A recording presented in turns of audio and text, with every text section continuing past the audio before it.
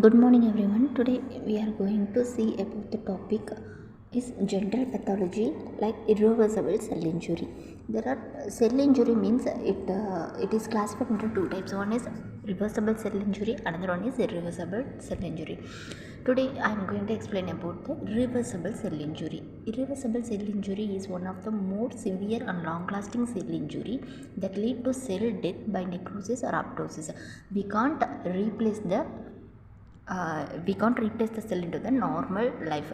The characteristic features of irreversible cell injury are swelling of the mitochondria and lysosomes, damage to lysosomes membranes leading to leakage of the enzymes, or damage to cell membrane and increased adhesions in the cellular environment. There are types of cell injury. Two types of cell injury: cellular response occurred by irreversible cell injury, or necrosis or apoptosis.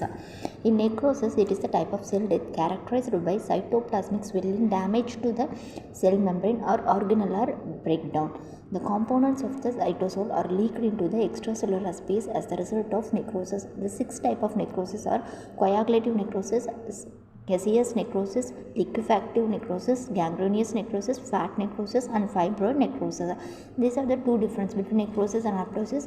The necrosis in first picture, apoptosis in the second picture. In apoptosis is the programmed cell death of the harmful cells. The process depends on the energy and is mediated by the specific caspase that cleaves specific protein in the cytoplasmic and nucleus. And dystrophic and metastatic. The similarities between reversible and irreversible cell injury.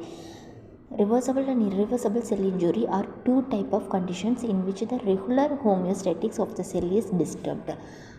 Second one, the induced stress in a cell. And last one, both type of injuries can lead to cell death. And difference between the reversible and irreversible cell injury. Definition: reversible cell injury refers to the type of cell injury that can return to the steady state by altering cellular conditions, while irreversible cell injury refers to one of the severe type of cell injury that leads to cell death. Significance of the cell injury: reversible cell injury can return to the normal position, while irreversible cell injury has passed the point of no return. Characteristics: reversible cell injury is sublethal and short acting, while irreversible cell injury is lethal and long acting.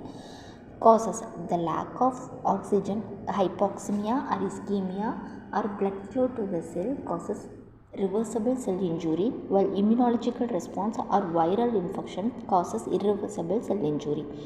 And response: reversible cell injury results in cellular swelling and fat accumulation, while irreversible cell injury results in necrosis and apoptosis.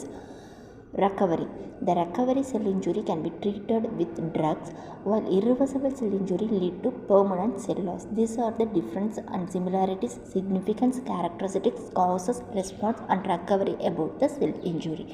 Now the last one is conclusion. The conclusion of reversible cell injury is a condition that can return to the steady state if cellular response is characterized by cell swelling and fatty accumulation. And the conclusion about the irreversible cell injury cannot return to the viable state of the cell. It leads to cell death by necrosis or apoptosis. The main difference between reversible and irreversible cell injury is the ability to return to the normal positions and cellular response. Thank you.